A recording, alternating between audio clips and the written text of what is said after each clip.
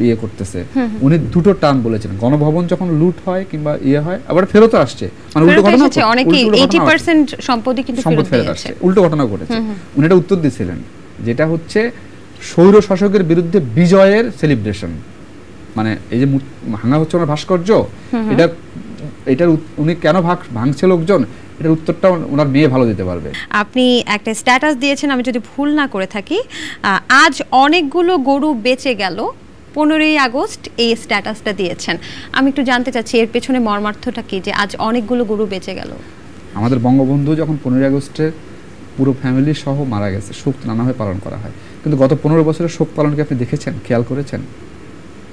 কেমন বলেন না, আমি তো খেয়াল করেছি, অনেক কিছু খেয়াল করেছি, অনেক বিচ্ছিন্ন ঘটনা খেয়াল করেছি। ভয়ঙ্কর ভাবে ধরেন ওই সময়টাতে এই যে গানের কথা বলছেন, কালকে একটা ভিডিও আমার সামনে এসেছে, যদি আমি শেয়ার করি না কিছু না দেখা, এটা ধরেন 2-3 বছর আগের ভিডিও, সেখানে হিন্দি গানের সঙ্গে নাচতেছে 15ই আগস্ট, পিছনে ব্যানার দেওয়া শোক দিবস পালন হচ্ছে, মিলাদ মাহফিল, এবং তাকে নাচা গানা চলতেছে।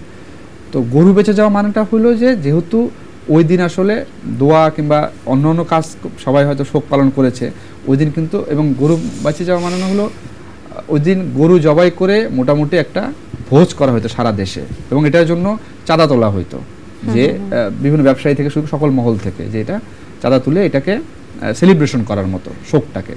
তো ওই দিন তো আসলে এইবার তো হয় নাই সেটা। ভারতীয় গণমাধ্যম নিয়ে কিন্তু অনেক কথা হচ্ছে, যে ভারতীয় গণমাধ্যম বাংলাদেশ সম্পর্কে, বাংলাদেশের কোটা আন্দোলন সম্পর্কে বা এই বৈষম্য বিরোধী ছাত্র আন্দোলন সম্পর্কে অনেক রিউমার ছড়াচ্ছে। এই ব্যাপারে কি আপনি কিছু বলতে চান? হ্যাঁ, বলতে চাই। তার আগে আপনাকে একটা প্রশ্ন করি, আমাদের যে স্বৈরশাসক প্রধানমন্ত্রী পালালেন সেদিন কোথায় গেছে? ভারতে গিয়েছে, আমরা যতটুকু জানি এখন পর্যন্ত তথ্য মতে ভারতে আছে, ভারত আমাদের জানিয়েছে উনি ওখানেই আছেন। তো ভারত তো এসব ছড়াবে, এটা তো স্বাভাবিক, তারা একজন স্বৈরশাসককে আশ্রয় দিয়েছেন, অন্য কোনো দেশ তো নিচ্ছে না। আচ্ছা অপূর্ণ ভাই, আমার একটু জানতে ইচ্ছে করছে যে এই যে আমাদের শেষ হয় না, দাঁড়ান কি কি ছড়াচ্ছে একটা উদাহরণ দেই আপনাকে, দুই একটা বলেন না। মাশরাফির বাড়ি আগুন জ্বালায় পুড়িয়ে দেওয়া হয়েছে, যদিও যে কোনো ধরনের ধ্বংসযজ্ঞ সমর্থন করি না, আগেও বলেছি, সেটাকে চালানো হয়েছে লিটন দাসের বাড়ি পোড়ানো হিসেবে।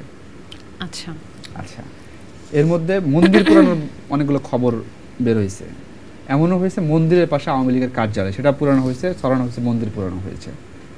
উল্টো ঘটনাও তো আমরা দেখেছি, যে মন্দির পাহারা দেওয়ার ঘটনাগুলো দেখেছি না। এখন ধরেন গতকালকে একটা রিপোর্ট হয়েছে, বিবিসি একটা রিপোর্ট করেছে, আপনি একবার চোখ বুলাবেন, সেখানে দেখবেন যে ভারতীয় গণমাধ্যম কত ধরনের ফেক খবর তারা প্রকাশ করেছে বাংলাদেশ নিয়ে, এই সময় নিয়ে, সেখানে সকল উদাহরণ এবং স্পেসিফিক বলে দেওয়া আছে যে এই জায়গাগুলোতে তারা ফেক খবর ছড়ানো হয়েছে। তাহলে কি মন্দিরে আগুন দেয়া হয়নি? আমি তো আগেই বললাম যে দুই একটা যে মানে হয় নাই বললে হলো, গত আওয়ামী লীগের শাসনামলে যা হয়েছে তার তুলনায় অনেক কম হয়েছে। আচ্ছা আচ্ছা, ঠিক আছে, অনেক কম হয়েছে। মানে সেটা আমার এলাকায়, আমার যাদের হিন্দু বন্ধু বান্ধব আছে, হিন্দু যারা, আপনি এক পয়েন্টটা মনে রাখতে, মানুষের ক্ষোভ কিন্তু আসলে হিন্দুদের উপরে না, আওয়ামী লীগের উপরে। এখন আওয়ামী লীগ যদি ধরেন হিন্দু নেতা হয়, তার বাড়ি লুট হয়, তাহলে আপনি কি বলবেন? আবারও বলতেছি, সমর্থন দেই না আমি এই ধরনের লুটতরাজকে, সমর্থন দেই না, কিন্তু এটাকে হিন্দু হিসেবে ট্যাগ করবেন নাকি আওয়ামী লীগ হিসেবে ট্যাগ করবেন, কোনটা করবেন? এরকম তো আওয়ামী লীগ নেতার বাড়িতে লুটতরাজ হয়েছে। আপনি আচ্ছা বুঝতে পেরেছি, মানে আওয়ামী লীগ নেতা। আপনাকে আরেকটা জিনিস বলে দেই, এই যে রোকেয়া প্রাচীর প্রসঙ্গটা ছিল, আমরা খুবই ধরেন আমার খুবই দুঃখ লাগে যে বলা হয় যে জাতীয় চলচ্চিত্র পুরস্কার প্রাপ্ত অভিনেত্রী রোকেয়া প্রাচীর উপরে হামলা। ভাইয়া, ওনার রাজনৈতিক পরিচয় আছে, উনি রাজনীতি করে। আচ্ছা, মানে উনি শিল্পীর আগে রাজনীতি, আমাকে লিখতে হবে যে উনি রাজনীতি, পদ আছে ওনার। রাহুল আনন্দ যিনি ছিলেন জলের গানের, আমরা শুনেছি যে একদম আমাদের দ্বিতীয় স্বাধীনতা আসার সাথে সাথেই রাহুল আনন্দর বাড়িতে কিন্তু হামলা হয়েছে এবং তার যত ইনস্ট্রুমেন্ট ছিল সবকিছু ভাঙা হয়েছে। এটার সত্যতা কতটুকু, এবং আপনি এই ব্যাপারে? রাহুল আনন্দের বউ একটা পোস্ট দিয়েছে, ওটা দেখছেন আপনি? আমার দেখা হয়। ওইখানে রাহুল আনন্দের বউ একটা স্পেসিফিক করে দিয়েছে, এবং এই ঘটনা যখন ঘটে রাহুল আনন্দের বাড়িতে, তখন আমি তো সাংবাদিকতার সূত্রে অনেকের সঙ্গে কথাবার্তা হয়, নিউজও করেছি। আপনাকে আমি বলে রাখি রাহুল আনন্দের বাড়িটা কোথায়, এটা কি জানেন? রাহুল আনন্দের বাড়িটা হলো 32 নম্বরের বাড়িটার ঠিক পাশে। ধরেন আপনার সোফায় একটা আগুন লেগেছে, এখান থেকে টেবিলে ছড়াইতে পারে না, টেবিল থেকে আমার সোফায় আসতে পারে না, খুব সহজ। কিন্তু এই আগুনটাও এভাবেই লেগে গেছে, এবং আমরা তো আসলে রাহুল আনন্দ বলি বা ওই পরিবারটা বলি, কেউই আসলে প্রস্তুত ছিলাম না ওই সময়ের জন্য। স্বাভাবিকভাবে সকল ইনস্ট্রুমেন্ট ওইখানে রেখে তাদের চলে আসতে হয়েছে এবং এটা স্পেসিফিক করে দিয়েছে রাহুল আনন্দের বউ একটা পোস্ট দিয়ে ঘটনার কয়েকদিন পরে।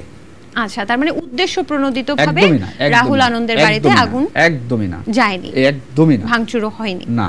আমরা একটা র্যাপিড ফায়ার খেলবো। হ্যাঁ, সেই র্যাপিড ফায়ারের নিয়মটা আমি বলে দিচ্ছি। যেমন একটা নাম বলবো, সেটা যে কোনো ব্যক্তিত্ব হতে পারে, সেটা সাংস্কৃতিক ব্যক্তিত্ব হতে পারে, রাজনৈতিক ব্যক্তিত্ব হতে পারে, কন্টেন্ট ক্রিয়েটর হতে পারে, যে কেউ। আমি জানি আপনি সোশ্যাল মিডিয়াতে অনেক অ্যাক্টিভ, আপনি সবাইকেই চেনেন মোটামুটি। যদি আমাকে জিজ্ঞেস করা হতো যে